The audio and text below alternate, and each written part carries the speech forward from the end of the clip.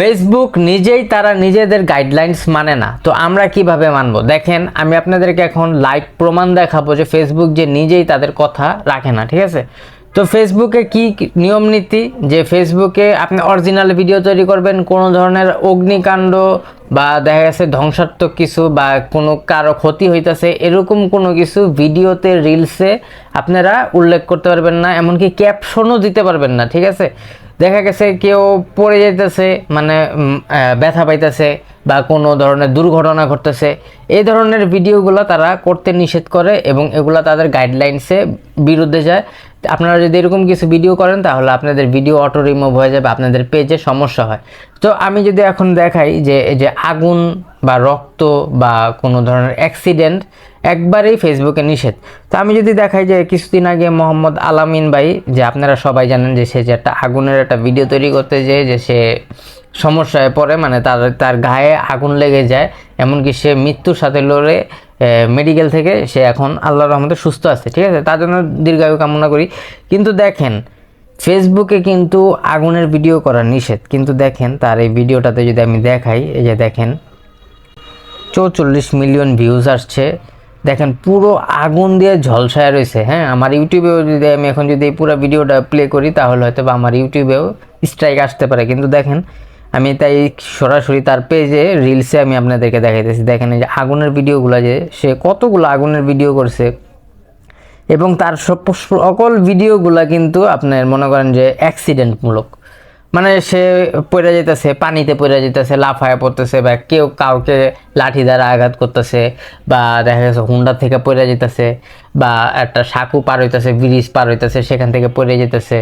ঠিক আছে, এই ধরনের ভিডিও আপনারা তাকে যারা চিনেন তাদের আপনারা এই তার ভিডিওগুলো যারা দেখেন তারা আপনারা জানেন যে সে কী ধরনের ভিডিও করে। দেখেন আগুনের ভিডিও 2 মিলিয়ন, 45 মিলিয়ন, ঠিক আছে, এবং দেখেন পুষ্কুনিতে পড়ে যেতেছে, বিভিন্ন কিছু করতেছে, তার মিলিয়ন মিলিয়ন ভিউজ। এখন হয়তো বা তাও একটু ভিউজ কম, এক এক সময় তার 200 মিলিয়ন 250 মিলিয়নও ভিউজ হয়েছে। ঠিক আছে, এরকম পড়া যাওয়ার ভিডিও বা উষ্টা খায় পড়া যেতেছে, বা এই যে দেখেন এখানে এই যে বলতে বলতে আসা পড়ছে, এই যে দেখেন ভিডিওটা। ঠিক আছে, আমি একটু প্লে করে দেখাই আপনাদেরকে। এই যে দেখেন, এই ধরনের ভিডিওগুলো কিন্তু ফেসবুকে নিষেধ একবারে। ঠিক আছে ভাই, এগুলোতে স্ট্রাইক চলে আসে, কিন্তু দেখেন পেজ রিমুভও হয়ে যায়, মানে এগুলো হইতেছে যে অ্যাক্সিডেন্টমূলক ভিডিও। তো দেখেন এগুলোতে সে মিলিয়ন মিলিয়ন ভিউজ পাইছে। তো এখানে কি বলবো, এই যে দেখেন সে এখানে পিস্তল নিয়ে ভিডিও করতেছে, এগুলোও কিন্তু ফেসবুকে নিষেধ। এই যে উষ্টা খায় পড়ে গেছে, এগুলা একদমই নিষেধ ফেসবুকে, কিন্তু এখন ফেসবুক তাকে কিন্তু মিলিয়ন মিলিয়ন ভিউজ দিতেছে।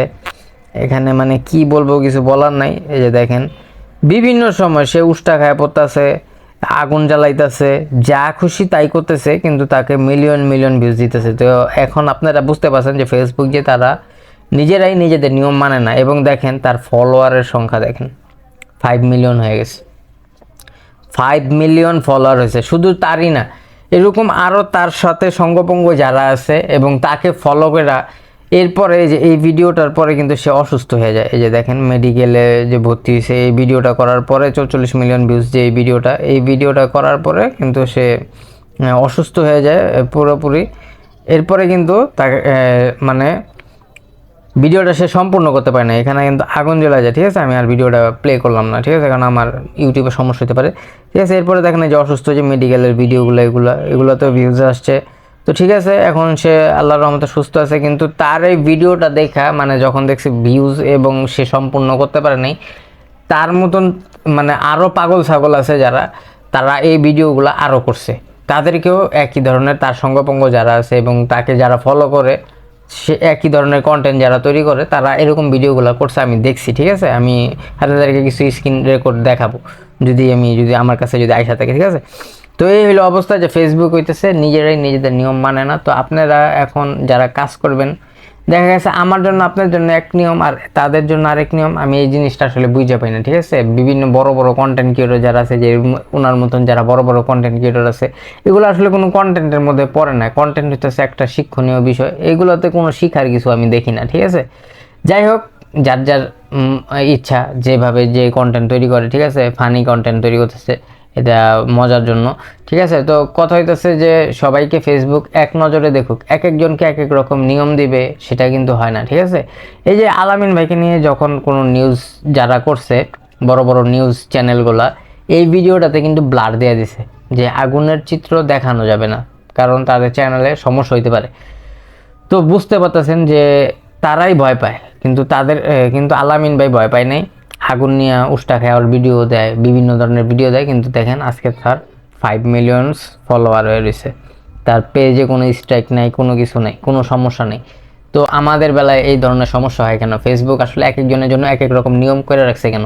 তো আশা করি আপনারা বুঝতে পারছেন যে ফেসবুকে এখন কাজ করতে হলে আপনি যত উল্টাপাল্টা কাজ করবেন এবং ভয়ভীতি না রাখবেন, তত আপনি সাকসেস হতে পারবেন।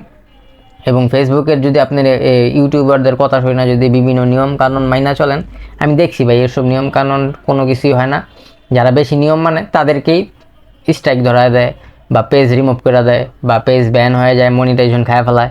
আর যারা মনে করেন যে এইসব কোনো তোয়াক্কা করে না, তাদের মনিটাইজেশন দিনভর রয়েছে, তারা ভরপুর ইনকাম করতেছে, যে ওনার মতন মিলিয়ন মিলিয়ন ভিউজ পাইতেছে, রিচ পাইতেছে, এঙ্গেজমেন্ট পাইতেছে, এবং তাদের ভিডিওতে মানুষ দেখতেছেও, ও হিউজ পরিমাণ এঙ্গেজমেন্ট পাইতেছে, ভালো ইনকাম জেনারেট করতেছে। তো এই ছিল ভিডিও। তো ভিডিওটা ভালো লাগলে সবাই লাইক, কমেন্ট, শেয়ার এবং সাবস্ক্রাইব করে দেবেন। আসসালামু আলাইকুম।